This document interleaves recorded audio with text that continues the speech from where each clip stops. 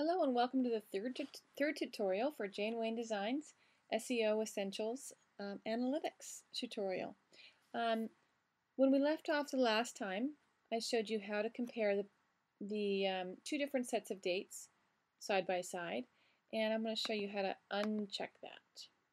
So you go here and you uncheck the compare to past, click apply, and now we have these two dates, December 1st to January 1st. And one thing I do want to point out before we go on is that as you're looking at your stats, you'll notice that on the weekends, Saturdays and Sundays, they're traditionally much lower than any other day of the week. So you'll notice here's Saturday, Sunday. These are really quite a bit lower than any other day. And you'll notice that with your website as well. Oftentimes it's a lot more exaggerated than what you're seeing here. So consider that the norm. The other thing I want to point out to you is your keywords. And this is a great way for you to determine whether the keywords that you're drawing are the kinds of keywords that are the best for your particular website. And so the question then becomes whether we need to change up the keywords or add more, or maybe we need to change up your website a little bit to make it more more compatible and more geared towards those keywords. So if we look at, for instance, Sandy Collier, obviously if someone's coming to sandycollier.com, they're going to find what they're looking for. So the bounce rate here is quite low. It's 15%. So they're coming and they're staying. Most people are. The average time on this website when they are using the keyword Sandy Collier to find it is almost 5.5 minutes. They usually visit about 4 pages, and 164 people in the last 30 days found this site using the keyword Sandy Collier. So that's going to change up a little bit. When they typed in the word flying lead changes, there's actually a little bit higher bounce rate, 83%. So maybe they were looking at it for a different style of lead change. Maybe they were dressage riders or something like that, and they weren't really finding exactly what they were looking for. And that's understandable.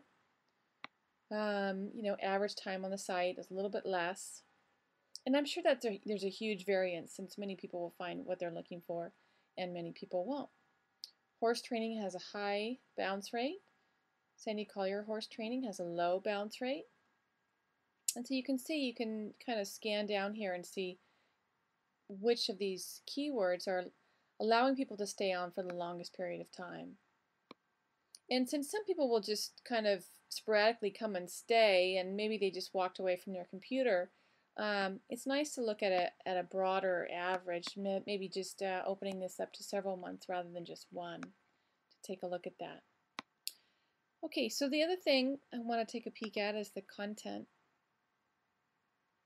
And with the content, let's look at just the home page here. Maybe let's look at horse training videos again. On this particular page, what I'd like to know is how many people came to this page, how they found it. So I'm going to drop down here and look at the navigation summary. And what this tells me is where they came from, and then after they visited this page, where they went to. So this is telling me that 56% of the people came to this site initially, or this page initially, and then 43% or 44% actually came from these pages according to these percentages. Excuse me. So then after that point, they then over 61% of those people exited from that page, and 38% went on to another page via this percentage of those people. Okay, we can also determine how many people came to this page via what keywords. And this will give us an idea of how they came to that page, which is also very telling. Okay, so that's it for the third tutorial. Thank you very much for watching Jayne Designs SEO Essentials video tutorials.